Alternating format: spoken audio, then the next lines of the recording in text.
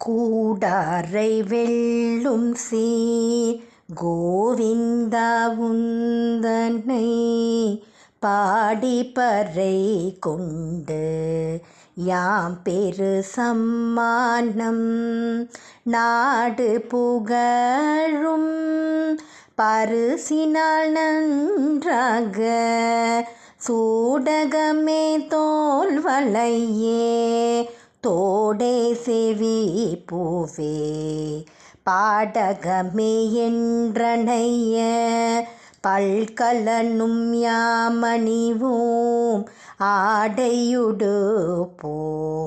அதன் பின்னே பார்ச்சோறு மூடனை பெய்து முழங்கை வழி வர கூடியிருந்து குளிர்ந்தேலோரெம்பவாய். ராமகிருஷ்ணரி. இந்த 27வது பாசுரம் கூடாரவள்ளி. கூடாரை வெல்லும் என்ற சொற்றொடரிலிருந்து கூடாரவள்ளி என்ற வார்த்தை பிறந்தது. இப்போது பெருமாள் கோவில்களிலும் வைணவர்களின் வீடுகளிலும் கூடாரவள்ளி விழா கொண்டாடப்படும். இன்று அக்கார அடிசல் எனப்படும் உணவு பிரசித்தம். சாப்பாட்டின் மீது நெய் மிதக்கும் சர்க்கரை பொங்கல் போன்ற இந்த உணவின் சுவை அலாதியானது.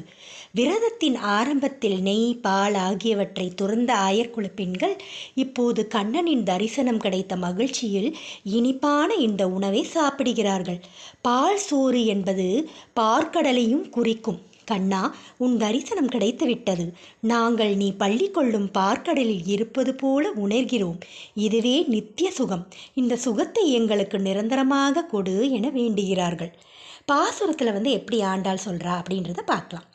எதிரிகளை வெற்றி கொள்ளும் சிறப்புமிக்க கோவிந்தனே, உன்னை நாங்கள் பாடி அருள் பெற வந்தோம். அருட்செல்வத்துடன் இவ்வுலக வாழ்வின் பொருட்செல்வமும் தருவாயாக. அது இருந்தால்தானே நாடு புகழ்கிறது.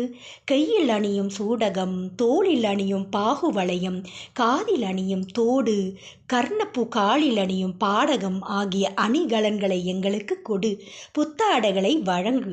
பின்னர் விரதத்தை நிறைவு செய்யும் வகையில் கூட்டமாக உன்னுடன் அமர்ந்து கையில் நெய் வழிய பால் தோறு உண்போம் அப்படின்னு ஆண்டாள் பாசுரத்தில் சொல்கிறா.